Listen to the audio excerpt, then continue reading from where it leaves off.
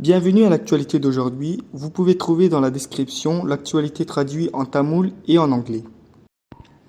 Aujourd'hui, nous allons nous intéresser uniquement sur ce qui se passe au Bangladesh. Selon les derniers chiffres en date du dimanche 21 juillet, le bilan des protestations au Bangladesh s'élève à plus de 150 morts et plus d'un millier de blessés.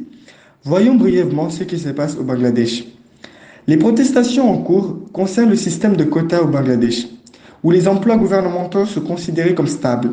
Chaque année, le gouvernement publie une liste de postes vacants, dont la moitié, soit 56% au total, est réservée.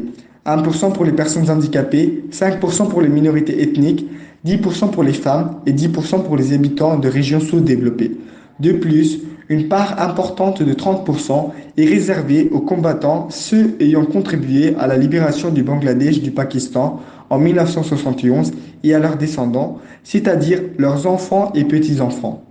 Cependant, seulement 44% sont réservés au public et les manifestants dénoncent le détournement de ces quotas au profit des partisans et des fidèles de la première ministre Sheikh Hasina. Il faut rappeler que le Bangladesh compte plus de 18 millions de jeunes de 15 à 24 ans sans emploi. Les manifestations ont pris de l'ampleur après les propos tenus de la première ministre Sheikh Hasina, qui est au pouvoir depuis plus de 15 ans. Elle a utilisé le terme Razakar pour désigner les manifestants, ce qui a exacerbé la situation. Razakar est un terme tabou au Bangladesh, désignant ceux qui ont collaboré avec le Pakistan pendant la guerre d'indépendance de 1971 et sont considérés comme des traîtres. Des affrontements ont éclaté, notamment entre les étudiants protestataires et l'aile étudiante du parti au pouvoir dirigé par Sheikh Hasina.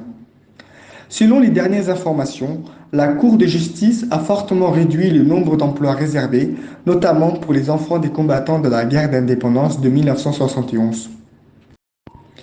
Maintenant, nous allons voir la signification de quelques mots-clés. Blessé means the wounded. Blessé na காயமடைந்தவர்கள் அர்த்தம்.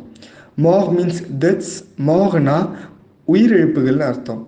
Chaque année means every year. Chaque année na ஒவ்வொரு வருடமும் அர்த்தம். Les femmes means women. Les femmes na பெண்கள் அர்த்தம்.